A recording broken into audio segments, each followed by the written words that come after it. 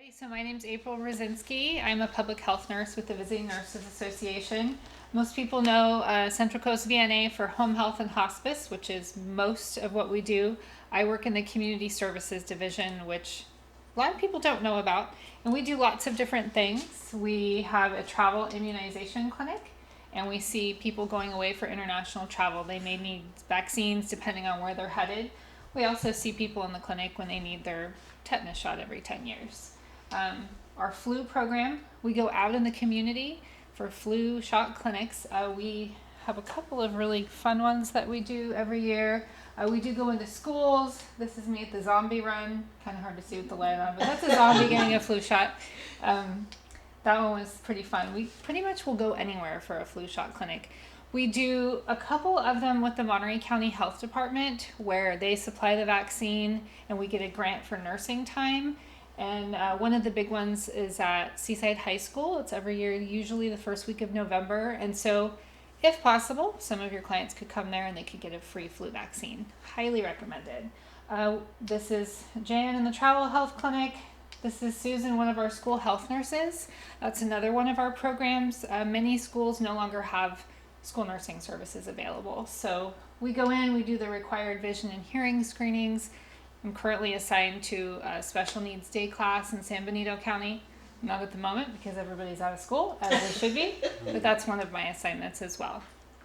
Additionally, we have a wellness at work program. One of the things we do there, CPR instruction for healthcare providers. We do it on site, and we're actually working on getting a grant so that we could do big groups like maybe you guys, school staff. I know there's a church group, a church preschool that's interested as well. So I'm working on a grant right now to try to get funding for that so it would be no cost. That'd be a great of interest. That would be really fun. I would love to do that for you guys. We also, through Wellness at Work, many employers have us come in. We do biometric health screenings. We also do just general wellness education as well as nursing education with cooking demonstrations. It's pretty fun. So, this is me, April, public health nurse. This is actually, I think it's a computer model of the COVID-19 virus. It's really cool looking. I like it. I kind of like that stuff though. I always like to have jokes just because it's fun. So I don't know if we'll have hand sanitizer to pass out for Halloween in the trick-or-treat bags, but that would be nice. So today we'll cover infection basics, standard precautions, and then of course everything we want to know about COVID-19. Please stop me anytime if you have questions. I'm super open to that. And I like to tailor it to what you guys do because I don't know a whole lot of what you guys do, so I'll be asking that as we go. So I think a little infection basics would be good. So this is called the chain of infection. We have to have a germ. So that one actually looks kind of like COVID-19. Bacteria, virus, parasite, no matter what it is, we have to have an agent of infection. There has to be a reservoir of where it's living. People, animals, food, soil, water, that sort of thing. And then a portal of exit. How do they get out of the reservoir? So with people, it would be through body fluids, diapering, toileting, anything like that. I don't know if you can see. And then the mode of transmission. How do we get it from one reservoir into another? And that would be through contact or droplets, coughing, sneezing, touching surfaces. And they get in usually through the mouth, cuts in the skin, eyes, nose, any mucous membrane.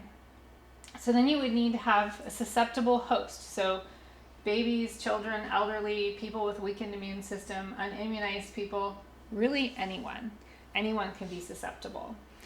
One way to break this chain is something called herd immunity. So in the case of COVID-19, we don't have a vaccine yet. It's about a year away, if we're lucky, probably more like 18 months. I know there's a trial in Seattle right now, so hopefully soon.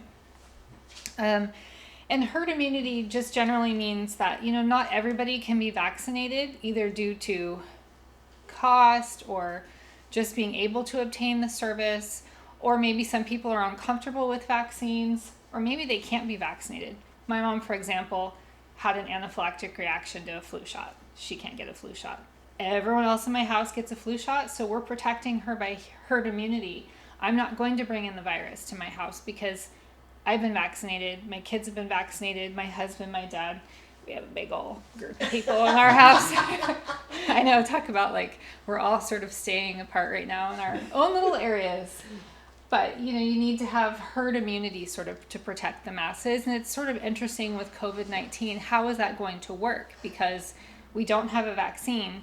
And we'll talk more about, we've all heard the buzzwords, flatten the curve, social distancing, but we'll get into that. But it has to have a chain of infection. The proven method to help keep yourself and others safe to break this chain of infection is called standard precautions. So this was previously called universal precautions. This information is put out by the Centers for Disease Control and Prevention, also known as CDC. I'll refer to that many times. It assumes that all body fluids are potentially infectious. Assume everybody's sick. Assume it, and that could help you. It recommends personal protective equipment, also known as PPE. And the PPE selection is based on the type of clinical interaction that you'd be having with a client. So standard precautions, they usually include hand hygiene, PPE, or that personal protective equipment, the safe handling of potentially contaminated equipment and surfaces. Here's the potentially contaminated equipment and surface. Everything around us. And then respiratory hygiene, also known as cough etiquette. So we'll talk a little bit more about each of these. So here's a question for you. Standard precautions, do they protect caregivers, clients, visitors, or all of the above? What do you guys think? All of the above. Very good. All of the above. And one thing we'll talk about a little later, try to eliminate visitors at this time into the facilities. It's to keep you safe, your clients safe, as well as the visitors safe. So here's another one. Standard precautions include hand hygiene, cough etiquette, safe handling of contaminated surfaces, or all of the above. Very good. These are some easy ones. All right. I love this picture. So gross. So gross. And that looks like, actually, the closer together ones look like COVID-19. That looks like a flu virus right there. But this is pretty much what all of our hands would look like right now in a microscope. So, a couple ways for hand hygiene. Wash your hands. There are 6 important steps to washing your hands. Water, soap, wash for 20 seconds. The 20 seconds is really imperative because what's really killing the germs, there's the soap, but it's also that friction of trying to get them off into the lather. That friction, getting all of the surfaces. And one of the most missed areas right here on the palm of the hand and the fingertips. So if you include this into your hand washing, you're getting both at the same time. You can sing any song you like. Happy Birthday Twice works really well, but I've seen some really funny memes about this online. You guys can check those out yourself. Rinse all of the soap off because then you're carrying away all of that debris you've just scrubbed off. It's important to dry your hands is the last step. And then this one, my son laughed at me when I showed him this last night. Turn off the water with a paper towel. Why? Because we can't contaminate. You just touch it with dirty hands. Exactly. Remember, contaminated surfaces. One of the things with all these restrooms in buildings that have the dryers, Ugh. they have no paper towels or anything. I use them as shirt. I know, and it's really Right here. I know. So you dry it off. You can't shut off the valves, and then you go to the door and No paper towel to it's the open same it. thing. It's really Yeah. It really was a good thing for the environment, but as we're seeing, it's not. It's not so good for the environment of infected Germs. surfaces. Yeah. But yeah, you're right. I mean, we do what we can do. We do the best we can. We can't be perfect every time. It's just impossible. Okay. Your second is alcohol-based hand sanitizer. I think I brought some with me. Nobody tried to sell it on eBay. You put product on your hands, rub it together, cover all the surfaces just like you're using soap and water. And this also should take around 20 seconds. If it dries in 5 seconds, you have not used enough, but it's okay because you can put more on. But yeah, it should take about 20 seconds. One of the mistakes people make with this is using a paper towel or something to dry it off. You don't want to do that because with any disinfectant, whether it's the Clorox wipe or a spray or hand sanitizer, part of how it works is through desiccation. So it's compromising the cell wall of whatever the pathogen is, and then that evaporation dries it out and kills it. So the evaporation is really important. Alrighty, quiz. Hand hygiene by washing or hand sanitizer should last approximately 5 seconds, 45 seconds, 20 seconds. Totally does not matter. 20 seconds. Very good. The totally does not matter was when I asked my 16-year-old, so how long should you wash your hands? He's like, totally doesn't matter. I'm like, no. All right. So PPE, personal protective equipment.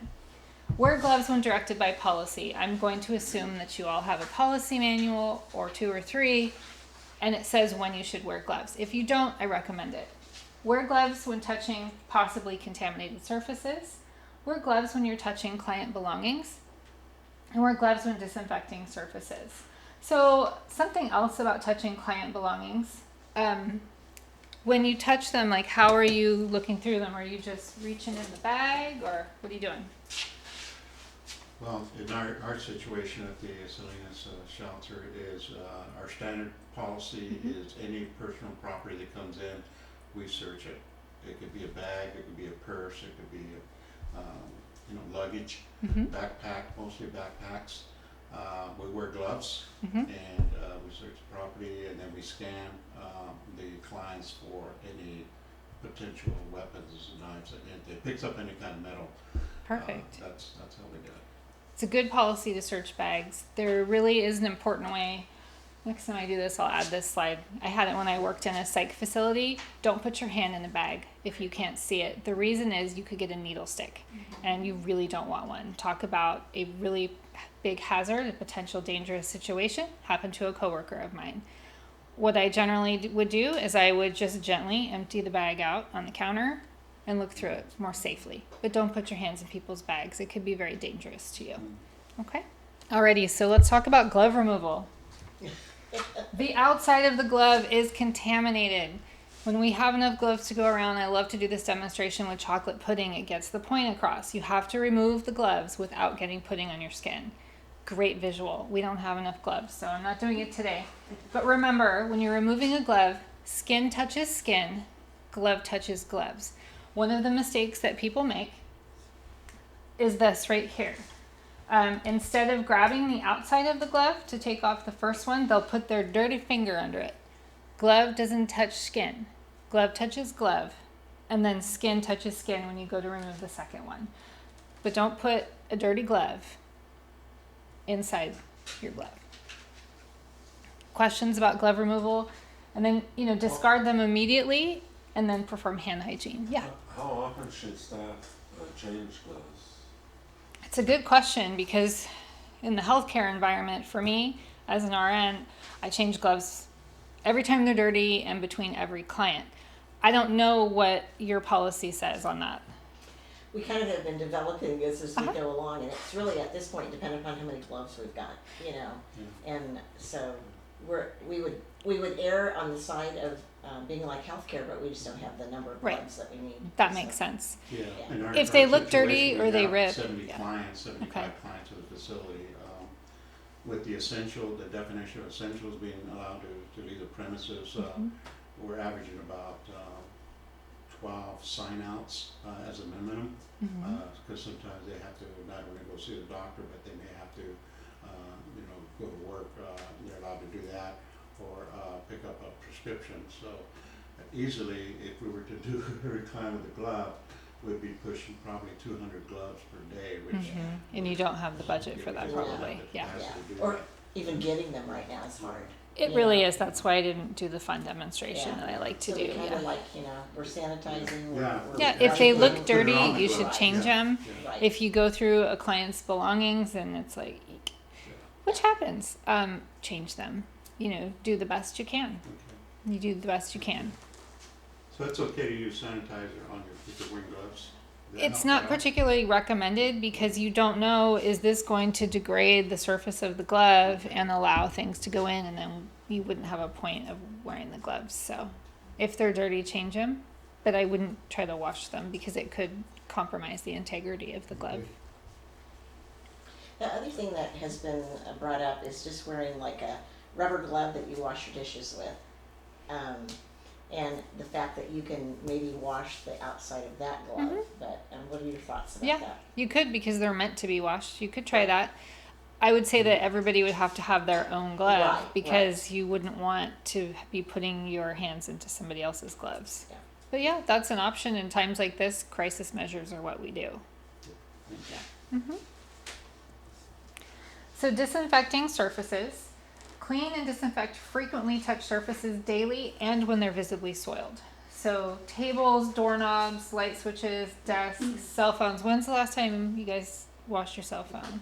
Yesterday. Okay, that's good. 5 minutes ago. Love it. You guys are impressing me. Yeah. Yeah, it's gross when you think about it, right? Toilets, faucets, sinks, TV remotes. Lots of things are touched frequently. Pens, I should have put that on there. We have a new policy in our travel clinic that we sanitize all of the pens, and we have a sanitized cup, and I have a little dirty bin, and every time someone uses it, like put it in here, and then I sanitize them at the end of the day or when I have time. So with disinfecting, always follow the manufacturer's instructions. Wear gloves. Remove debris or visible dirt first, because disinfecting and cleaning are different. So if there's a big pile of something on the floor and you go to clean it, sweep it up first, then disinfect. Or if there are a bunch of crumbs or something on the table, clean it first, then disinfect. Mm-hmm. Saturate the area with disinfectant and allow it to air dry. So one of the reasons I brought these, so it's the instructions on here. Wipe surface to be disinfected. Use enough wipes for treated surface to remain visibly wet for 15 seconds. Let's see, visibly wet for 4 minutes. 4 minutes is who in here has let this dry for 4 minutes? I'm going to say I haven't. Now I do because I'm really cognizant of it.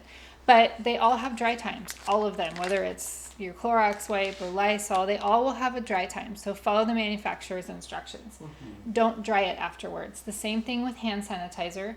You want that air dry time to really help kill the pathogens. And it does that by drying out that cell wall. Okay? So they'll all have a different dry time. It's very interesting. Okay, so respiratory hygiene, also known as cough etiquette. You cover coughs and sneezes with a tissue, or if you're in the, oh my gosh, I'm going to sneeze. You don't have a tissue like this. You don't want to use your hand because now you've just contaminated your hands and then you're going to be touching everything. Use the nearest waste receptacle to dispose of a tissue after use. I do not recommend reusable handkerchiefs at this time. And then perform hand hygiene every time, whether it's the soap and water or the alcohol rub, whatever you have in front of you. Questions about any of these standard precautions? Okay.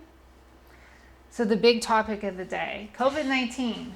We'll talk about what is it, how is it spread, what are the symptoms, and who is at risk.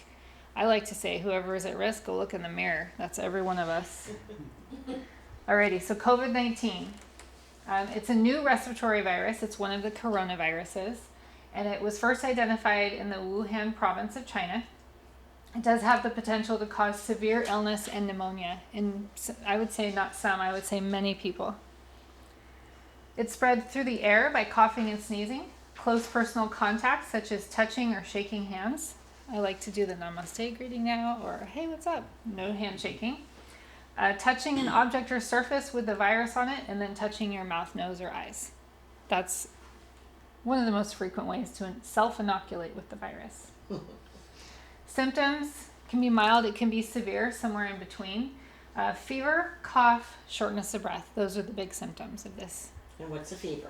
A fever would be, you'll notice it climbing if you're like, oh, I feel funny, and then it's 99.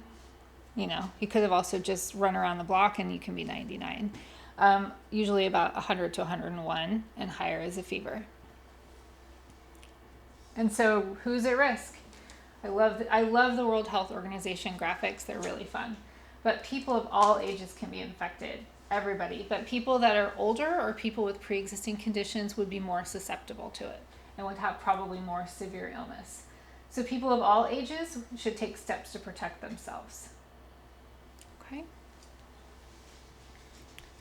So this may have changed since I left the office, but the statistics as of yesterday in the state of California, the ages of all confirmed cases. So you'll see it's every age. It's not just people 65 and over.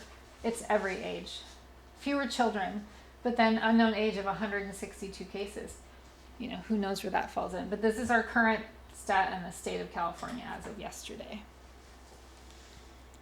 So, general prevention strategies. We'll talk about just general prevention, social distancing, how long does it last on surfaces? This is a shocker, let me tell you. And then testing, who needs it and when do they do it? So how is it prevented? What we just talked about with standard precautions is a good way. So wash your hands often. Avoid touching eyes, nose, or mouth with unwashed hands. Avoid contact with sick people.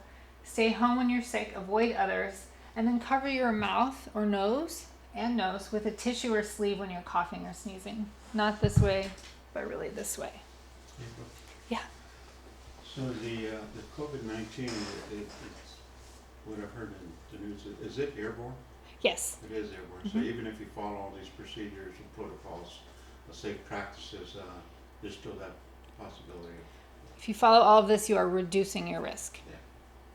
It's not going to be 100% prevention. Yeah, unfortunately, this is a very, very strong and nasty virus. It's extremely contagious. Yes.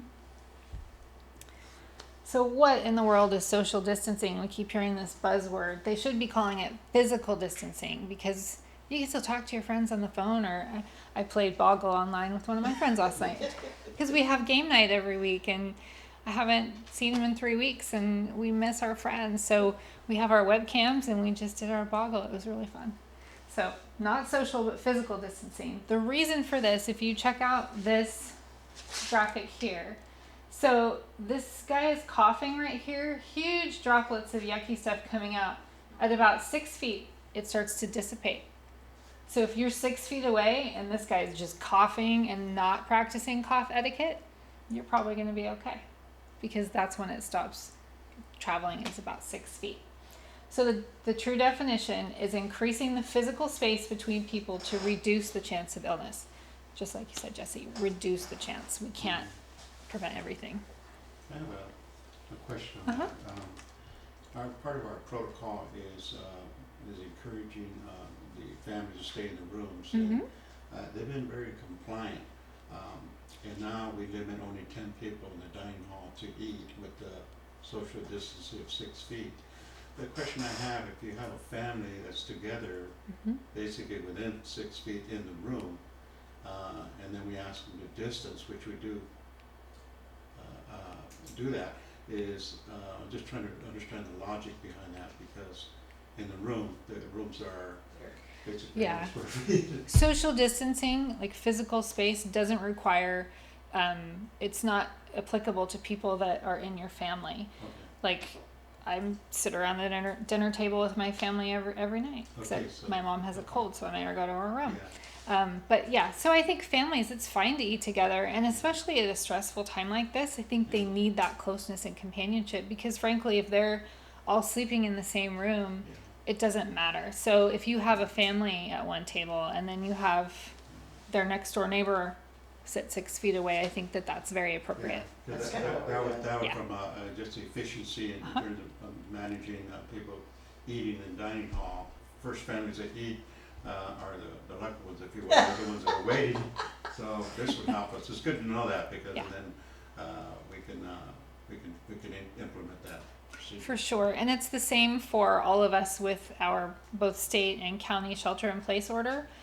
I've been going for a walk with my kids every evening. We don't need to be 6 feet apart because we're all in the same house anyway. We're completely exposing each other to everything anyway.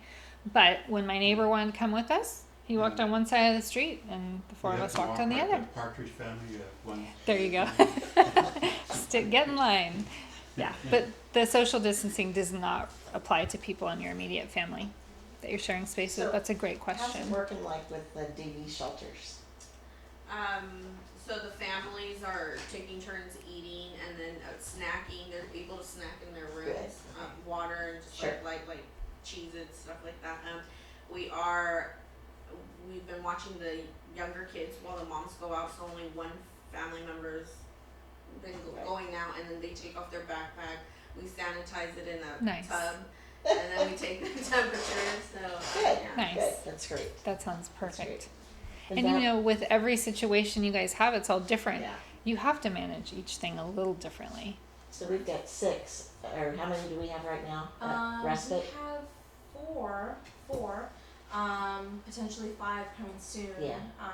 But yeah, we've been doing the best we can. Yeah. We've been requiring, I remind them every single day, be washing your hands as soon as you come in. We've been implementing the new protocol. If and when you do go out, wash your hands as soon as you come back in.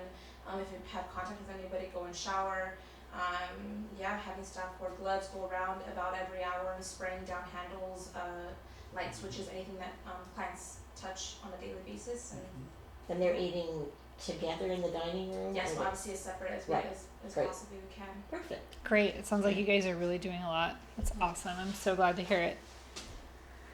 So why does social distancing matter?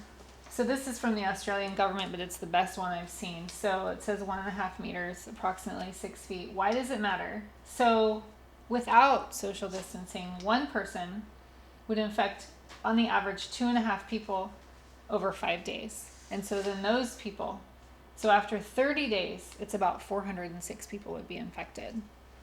So with half of the amount of exposure that people are getting, that one person would only affect maybe over one person, 1.25. At the end of 30 days, that's 15 people infected. And that's just with half as much of the distance. So with 75% less exposure to other people, not in your household, one person wouldn't even infect one person over 5 days. And so in 30 days, 2.5 people are affected. So this, I love this graphic. It really does illustrate exactly why it matters and what the point of it is. That's great. And what the point of it is to flatten the curve. So flattening the curve, I love this one from Michigan Medicine. So this line is how many people are sick at the same time, okay? This bottom one is how long the virus has been spreading. This dotted line represents how many very sick people hospitals can treat at one time. So without social distancing or any protective measures at all, this is what it is. You'll notice that most of the people are above the line of what hospitals can handle. So most of the people will not get treated. Almost all of these people will die. That's just how it is. And that's when people have to make horrible decisions like they've been making in Italy, where who are you going to treat? You can't treat everybody, so you have to make terrible decisions of who are you going to treat. And the burden that puts on caregivers is really unbelievable. I can't imagine. So that's why we try to flatten the curve. So the number of sick people, if we take steps to slow the spread by social distancing, would be probably below the line of what hospitals and other caregivers can handle. So it's very interesting stuff. Okay, so I'm a huge fan of Jeopardy. So this is a Jeopardy answer. 3 hours. Can anybody guess what the question is? I'll give you a hint. It has something to do with COVID-19. How long the virus stays on the surface or something like that? Very close. What is the length of time COVID-19 hangs around in the air? 3 hours. So say, for example, I have COVID-19, I have no symptoms. You come over here within 3 hours, that could still be in the air. That's why the steps we're taking only can reduce the chance. It can't prevent it 100%. So I'm a Jeopardy person. I had to find that font. All right. So how long does COVID-19 last on surfaces? This shocked me. There was a new study yesterday. So as of March 17th, which was last week, up to 24 hours on porous surfaces, 3 days on other surfaces. That was put out in the New England Journal of Medicine. It was the National Institutes of Health and UCLA study. So CDC announced yesterday, up to 17 days after those cruise ship passengers up in Oakland disembarked, 17 days afterwards, there was still virus that could contaminate people in their staterooms. That's terrifying. 17 days that virus could live on something. How is it able to live so long? Is that's what's scary? Is it needs a host? You would think Right. it would be able to die after a few hours. That's why even I thought it was only 3, but now it's essentially 17 days. Yeah. 17 days though. That's That's yeah, that's scary. So that's why I'm positive you guys have a turnover policy about when certain clients leave, and then what's your turnover policy to turn over a room? In terms of staffing? No, it's in terms of cleaning. If The they, cleaning? Yeah, right now our shelter in place people aren't going anywhere, Good. Yeah. but we've got like your folks are. Oh, I imprison them. Yeah. You can't leave unless it's an appointment, and if you have an appointment, any documentation. And then what are we doing to clean? If they check out. If they- We haven't had anybody check out yet, Okay. but if they do, we will immediately clean the room, sanitize it as best we can, wash all the sheets, boiling hot water if we need to. Perfect. And follow the instructions on the Yes, packet, yes, because it could yes. be a 4-minute dry time. You really want the surface wet. So I've been cleaning all of the tables at our clinic, and it's interesting. So these wipes, I need like 3 or I would need like 4 to clean this table, because you start wiping, it's like, okay, that's wet, and then now it's not. So yeah. So really, Spray stuff. spray is great What too. about Change the carpet? rag I'm not though. concerned about that. Yeah. We don't sanitize the carpet, but I know our mattresses have protection The on top protective of them. What about the covers. carpet? You think that's in? Well, I mean, you're doing the best you can. Just Lysol Vacuuming. probably. Yeah, Lysol the carpet, let it dry, vacuum. Yeah, we do have our clients, they go wash their blankets. Perfect. Yeah. The ones that have mats, we sanitize those. Mhm. The turnover is basically, we're at full capacity all the time. We have it for about 8 months now. And it's 24 families, on average, 33 children in the facility. Wow. So, And now they're all there right now because they can't go to yes, school. except Yeah. the ones that go out, and one of the things we're trying to do, we're implementing the directive of 2-hour travel time to go and come back. And so every day I'm looking at the log when they signed out and the reasons they signed out. Or if I get a call that they say, oh, I saw Jesse, he said he went to take a shower, but he was at Subway. I call him in, I said, how you doing? Good. How was your shower? Oh, it's okay. What were you doing at Subway? I just, what were you doing over here? Mhm. And I emphasize the importance and the issue about the COVID-19. Mhm. And anywhere they travel, they're at risk of bringing something back. Of course. So I had a father who and his wife, and they have 2 children there, but he also has 2 other children. And they had signed out, but I found out he was gone most of the day, so I asked him why.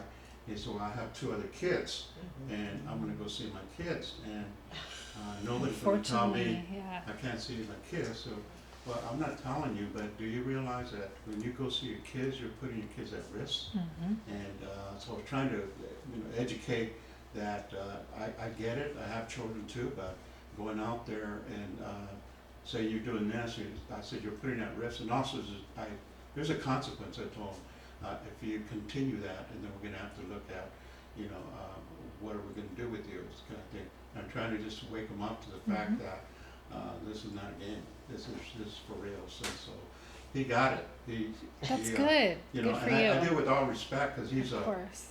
he's been around the block, so to speak, Mhm. and he appreciated, that I explained it to him from what I know, and I said, okay, I understand what you're saying. So, but those are the type of example. People say they're going to go do something, and then they deviate. Right, they And do that's something human else, nature. yeah. And we can't control everything. Yeah. So, One of the good resources that you might have, especially for visiting family members outside of where they're currently living, yeah. is the shelter in place, the frequently asked questions on it for Monterey County. They specifically address that. Is it okay to visit other family members outside of my household? And the answer is no, unless you're going to take care of somebody that needs help. Yeah, I have a Yeah. situation caregiver. Yeah, so that's a good resource as well. And that is not coming from you, Yeah.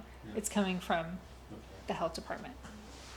Okay, so, the uncertainty, and it's rapidly evolving. We get new information every week about how long this virus can last on surfaces. So what I'm telling you now may have changed since I left the office, but we do what we can do. And so what can we do about surface contamination after working? Wash your hands before leaving work. Wash your hands when you get home. Change your clothing. Do not re-wear anything. A lot of times I'll wear a sweatshirt a couple days in a row. Not anymore. Nope, not at all. And my shoes all look terrible from the Clorox wipes, but that's what I'm doing. I just don't want to take anything home to my family. My parents are older. My dad's 81. I don't think he would survive coronavirus. So that's something to really keep in mind, is to change your clothes. Okay? My wool sweaters, forget it. They can't be washed. I'm not dealing with that right now. Alrighty, so the social distance, the physical distance, to help reduce the chance of illness would be 1 foot, 6 feet, 18 inches until you just can't see them anymore. How about D? 6 feet. There you go. That's And it. sometimes that's the preference, right? 6 feet. Exactly, 6 feet. All right, so who's getting tested right now? So these are the Monterey County Health Department. So it doesn't mean that people who don't meet this criteria won't be tested, but this is the priority. So people, if they have a fever or lower respiratory illness like cough or shortness of breath, and they have a history of close contact with somebody who's been confirmed and tested to have COVID-19, they would be tested. Or if they have fever and respiratory symptoms, both of them requiring hospitalization, and they have a history of travel with an area with community transmission. So you can tell that this was written a couple weeks ago Yeah. because now we have community transition. So Yeah. I'm not sure how they're going to apply this one, but this is still on their website. So fever with severe illness. If somebody is severely ill and they have a fever and they don't have a different diagnosis, say they swab them for flu when they're in the ER and it's negative, well, that's probably when they're going to be tested for COVID-19. Alrighty, so more specific to you guys, how can we apply this to working with homeless clients? So luckily the CDC has issued some interim guidance. I don't know if you've been on that page or not. It's pretty helpful. One of the things they recommend is to develop or update your emergency operations plans, because we are technically in a state of emergency. That's what our governor has said. So identify a list of key contacts at the local and state health departments where you would report somebody like, hey, I think this person has COVID-19. That's something that you would report to the health department. So if you have a contact, or if you have at each place, you have one person that you notify and say, hey, we have this here, and then that person would notify. So have a contact. Identify healthcare facilities and alternative care sites where they can either seek housing or receive appropriate care. And then include contingency plans for increased absenteeism caused by employee illness or by an illness in an employee's family or a volunteer that would require them not to be at work. So this might include extending hours, cross-training current employees, or hiring temporary employees. That may be necessary at this time. And also provides prevention supplies. So soap, hand sanitizer, tissues, waste baskets, face masks, which is used only when someone is sick, and we'll get into that on the next slide. So the face mask at check-in, anybody who has a respiratory symptom, it would be wise to give them a clean mask to be worn while they're at the shelter. I don't think they would need to wear it in their room, but if they're in common areas, that would be advisable. So there are different types of masks. This cat, I had to put the cat wearing the mask on the streets of China. It just made me laugh. So I can't help it. It's what I do. So the different masks. So this would be the one that you could give somebody to wear. It's just a regular mask. This is the N95 mask. So we generally want to leave that for healthcare workers and first responders who are taking care of somebody that we think has COVID-19 or has it, or we think they have tuberculosis or they have it, either way. So really all are in short supply, and we may end up wearing fabric masks. I know a couple of hospitals in bigger areas have said, yeah, make your own. So we're getting to those times. So that might not be a bad thing if you have people who sew and you could wash them in the hot water. Yeah, I've actually got some people that are making fabric masks. and Great. We're gonna be able to try to get them out to here, so. Joanne Fabrics did a. Oh, that's if you go wonderful. on there, they've I got a saw great that little, in the news, yeah. example of how to make 2 or 3 different kinds of masks, Mm-hmm. and I've got some folks that had fabric left over and they're That's busy wonderful. doing that. And it really gives them something to do that. Oh yeah, feel like you're helping. Mhm. Yeah, so. But yeah, even healthcare workers may be wearing this at Yeah. some point. But put it on the sick person, because it's more effective of keeping the germs contained than it is from keeping them in. Just because it may not seal appropriately on your face, like the N95. We do mask fit testing to make sure that these are sealed appropriately and that each person that wears one knows what size they wear and how to check the seal. And so these don't seal like that, and that's why we say they don't really help prevent you from getting it, but they sure do keep germs in. So If you put it on the sick person, that would be helpful. Not I on think the everybody not on the has- cat. We have one N95 at every place now, I think. You do? So- Okay. The white N95, everybody has one of those. If you don't, Yes, I do have Okay. the 95. you've got, do you have two or just one? Two, one in each side. Right. Yeah. Okay, So if you good. take care of somebody that you think has Right. COVID-19, Yes. then you Yeah. dispose of it. We Right. should, Yeah. so And the it's- staff person would put on the N95. Correct. Correct. If, we actually have a isolation room Good. designated already, Good. and it's been cleaned and sanitized, so the protocol is if one of our clients there starts showing some of the symptoms, they would be, or temperature, they would be isolated to the room. Good. There would be a staff member designated for the mask. You've already read my slides, Yeah. haven't you? Oh, oh. Yeah, it's in here. That's Yeah. perfect. Yeah, but they won't be allowed to leave the room, so we'll take the meals to them. But if they need Perfect. to use the restroom, the staff person will post up, they use the restroom, but immediately sanitize the restroom after they're Wonderful. escorted back. That's We're a working on it. protocol. That's Yeah. perfect. You guys are doing so much. I'm so impressed. Do you have multiple restrooms in there? We have the men's and women's in the back, and we had a staff restroom in front, but now we're requiring as they return back from the essentials to immediately wash their hands first, and then come to the table, the intake table, get the temperature taken. That's the Perfect. protocol right now. Okay, perfect. That sounds good. So yeah, that's masks, you know, who knows what's going to happen. And again, we do the best we can. If you do remove a face mask from yourself, you want to do it carefully. If you find yourself that you are wearing any of these masks, you only touch the back of it, the front is considered contaminated. And let me tell you something, these N95s, it's really hard to do that. You would take them off after you remove your gloves. And then with the N95, there are two straps. So you would pull from the back. And then this is where I can't do it. I'm just not skilled enough. I had this flip over once on me when I worked in a hospital. You take the bottom one off and you kind of have to bend over and it's really hard. So what I usually do is put on clean gloves and grab it and take it off like this because I just can't do it the right way. But keep yourself clean. You don't want the outside of that touching your face. That's what happened to me. It was gross. The N95 respirator, they're pretty expensive. I mean, they're precious commodity right now. So in our situation, if we're having someone in the isolation room, is it just a one time they have to be disposed of? So if you have one person per shift, Yeah. you know, interfacing and helping with that client, they can leave it on. Okay. If you're taking care, say you put 3 people with suspected COVID-19 at the end of one area, like if they're all in rooms next to each other, that's ideal. Mm-hmm. And you could go from room to room and not change it.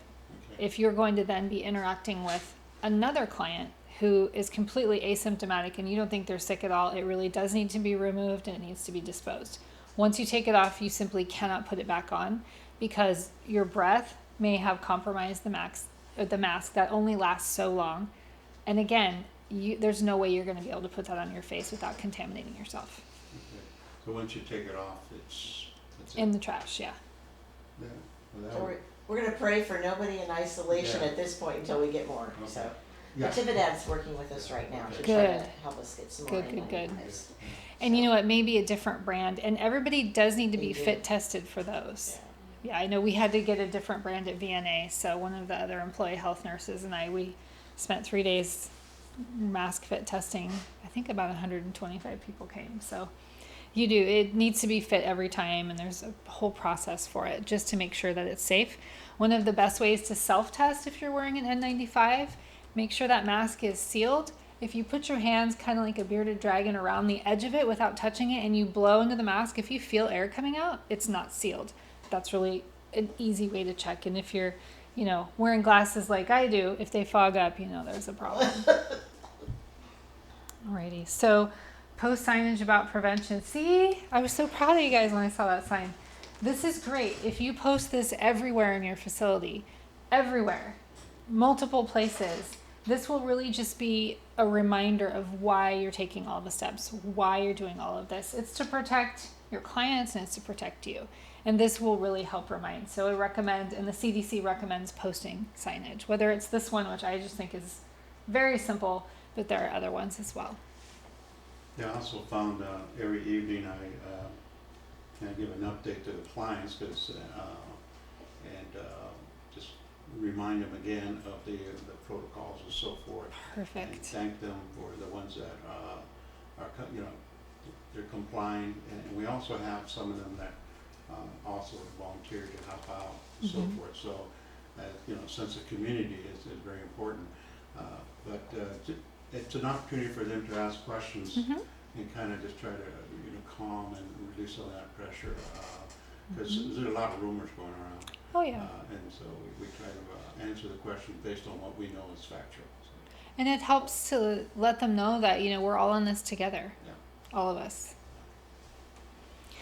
So I don't know if you have beds where this is one of their guidelines. If you have like a big room, like dormitory style, I don't know if you have anything like that. But if you have people that are sharing a room that aren't family members, 3 feet apart, head to toe. So like this is my sad drawing of a pillow, but this is how it would be done, because then that would help give maximum number of occupancy during this time, but then also safety with head to toe, so people aren't breathing on each other. So Valerie, with our folks, have we shifted to that kind of an orientation with them? I think it already has been at that point. That's what I was We have thinking. 2 beds per room, so they're wall to wall. But then the head and the foot difference is the one thing that, I don't see it as an issue, but we'll do it just in case. that'd be Yeah, good. just because then they're not, it just limits the air exchange like We'll do it. this.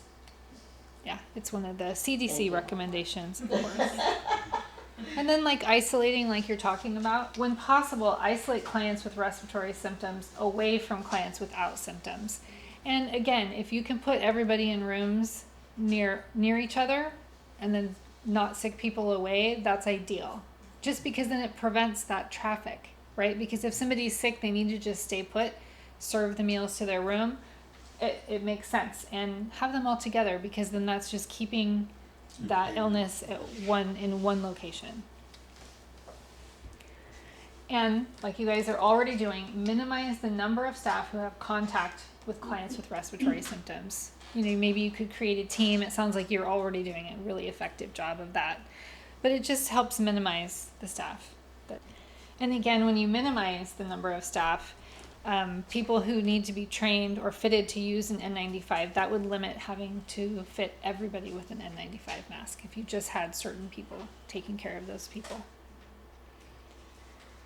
And so when to arrange for clients with severe symptoms to receive immediate medical care, and then you'd notify the health department. These are some good signs to look for: gasping for air, bluish lips or face, persistent chest pressure or pain, that could be cardiac, but also people with COVID-19 have said they feel like somebody's sitting on their chest. And then persistent dizziness or lightheadedness, new confusion, inability to arouse or wake up, and then seizures. New seizure onset can be one, because that could indicate oxygen deprivation. What do you guys know about seizure first aid? I should put that in here. We have a client that has been with us for a couple of years, off and on. She has seizures before this whole COVID.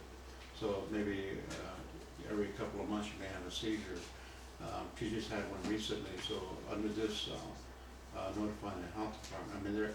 When she has a seizure, we actually call 911 as our protocol. Yeah, I wouldn't She consider actually didn't have somebody. the other symptoms of Right. anything, If somebody so I was has there. a seizure Yeah. disorder and they have a seizure right now, Yeah. it's really doubtful that it's COVID-19. This would be for somebody who are like, wow, they didn't say they have a seizure disorder. Uh-oh, we better do something. Yeah. Yeah, but calling 911 is always appropriate anyway. And, turn somebody on their side. That's helpful. Yes, that's a protocol. Remove glasses. Make sure they don't have anything tight around their neck. Yeah. Never put anything in their mouth. Yeah. And just, you don't want to put hands on anybody and hold them down. But, I would take my jacket, put it under their head so they're not banging their head on the floor. Just try to Yeah. prevent further injury. Yeah, that's a protocol. We understand that. You put it on the Perfect. side. Hopefully not too close to the wall. You put something to cushion if they Mhm. start hitting their head against the wall. But after the first seizure, if it stops, and then they'll come out of it, they're good to go again. Mhm. That's basically the way. It just depends on what their particular seizure plan is. Everybody's can be a little bit different. Yeah. If they have one that lasts 10 seconds, they're like, yeah, that happens all the time, whatever, I don't need to be seen. But you generally will know that ahead of time because they should be telling you this. But if somebody has a long seizure, or say they only have a 10-second seizure, but they have several of them in a couple minutes, that's another time that they should go in. Yeah. But unrelated to COVID. So for conclusion, there's no treatment right now for COVID-19. It's just supportive care to manage symptoms. Fever reducers, things to help with body aches or body pain. Unfortunately, yesterday there was a gentleman in Phoenix who they heard the story in the news about chlorquinine or a malaria drug that it could help prevent it. He died yesterday, and his wife's in the hospital due to taking that. So it's being investigated, but it's not something anybody should be doing at this time. And so again, the best way is to avoid close contact with people, especially who are sick. Don't touch your face. Wash with soap and water often for how long? 20 seconds. Very good. And how long will this last? This is really unpredictable, hard to say. However, society could keep a lid on resurgence after an initial outbreak by maintaining broad social distance, which is what we've all been trying to do, as we're all doing in this room. The U.S. government on March 16th called for significant social distancing for at least the following 15 days. Most experts really think that this is going to happen for 1 to 3 months at minimum to keep hospitals from being overwhelmed. Okay. Questions about any of this information? Yes, sir. I have a dumb question. No such thing. Respiratory symptoms. Coughing, shortness of breath. If somebody's walking from here to the couch, it's like, I can't catch my breath. That would be a respiratory symptom. Stairs don't count. What's that? Like stairs, every time I go up the stairs. Yeah. She exhibits respiratory symptoms every time she comes to visit. Do you have asthma? Give me a minute, Yeah. give me a minute. If it's new, I would be concerned. If it's somebody who has asthma and they're on their inhaler all the time, I wouldn't You're okay. be a suspect of it. But yeah, that's a really good question. So new coughing, new hoarseness to where it's like, wow, their voice has really changed. Hey, are you feeling okay? Or they just can't breathe. Or again, one of the severe symptoms is like, oh man, an elephant sitting on my chest. That would be one of those. Good question. Other questions? Actually, yes. Will we have access to this PowerPoint? You can maybe send it to staff or print it out. You've got the printouts here, and then there's a video being made, so you guys will have I'll send access. copies. I took an extra one of the copies. Yeah, they're some of them floating around, and if you need more, please just let me know. Are you gonna close it with something or for the video? That's pretty much it. You know, just washing hands, and then my sources for today. A lot of government sites. A couple interesting ones. Lots of photos from Shutterstock. That's where I got my information from. I love the Ottawa Public Health. That's the chain of infection one. I think it's very illustrative about Very good. how it can occur, and really it takes all of those pieces of that chain of infection to infect somebody. Okay. Great. Alrighty. Thank you so Thank much. You are very welcome. You're very welcome. All right.